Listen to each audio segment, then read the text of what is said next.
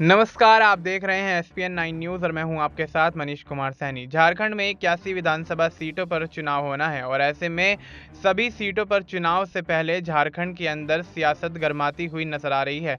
जहां एक तरफ भारतीय जनता पार्टी जेएमएम पर तमाम सवालिया निशान खड़े करती हुई नजर आ रही है, तो वहीं जेएमएम भी भारतीय जनता पार्टी के तमाम प्रश्नों के जवाब देती हुई नजर आ रही है और उन पर सीधे तौर पर हमला बोलती हुई नजर आ रही है। ऐसे में भारतीय जनता पार्टी और जेएमएम के बीच लंबे समय से झारखंड चुनाव को लेकर जुबानी जंग तेज होती हुई दिखाई दे रही है। अब ऐसे में झारखंड और पश्चिम बंगाल में मंगलवार को सुबह से बांग्लादेशी घुसपैठ से जुड़े मनी लॉन्ड्रिंग मामले में ईडी की छापेमारी भी जारी है। झारखंड मुक्ति मोर्चा ने विधानसभा चुनाव प्रचार के बीच ईडी की छापेमारी को भारतीय जनता पार्टी की साजिश करार दिया है।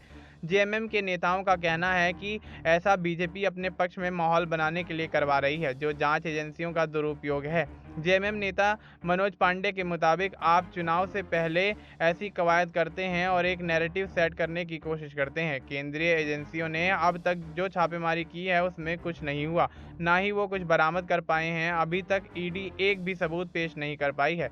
मनोज पांडे ने आगे कहा कि इसके बावजूद केंद्रीय एजेंसियों को केंद्र सरकार के दबाव के आगे झुकना पड़ता है। ईडी की छापेमारी उसी का प्रतीक है।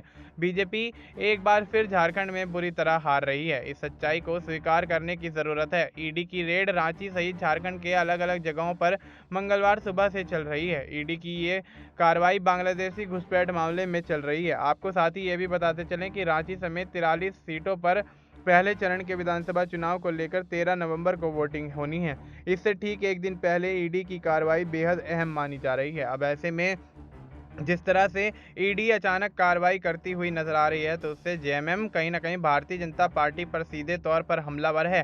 अब ऐसे में देखना दिलचस्प होगा क्या भारतीय जनता पार्टी को झारखंड के अंदर होने वाले विधानसभा चुनाव में इसका खामियाजा भुगतना पड़ सकता है या फिर नहीं, क्योंकि लंबे समय से देखा जा रहा है झारखंड के अंदर विधानसभा चुनाव की कवायद शुरू होते ही कहीं ना कहीं भारतीय जनता पार्टी और जेएमएम के बीच जुबानी हमले तेज होते हुए नजर आ रहे हैं। और इन हमलों के बीच क्या भारतीय जनता पार्टी अचानक ईडी की कार्रवाई करवाने के बाद कहीं ना कहीं विधानसभा चुनाव में फंसती हुई नजर आएगी या फिर नहीं। फिलहाल के लिए इतना ही। देश और दुनिया से जुड़ी तमाम जानकारी के लिए आप देखते रहिए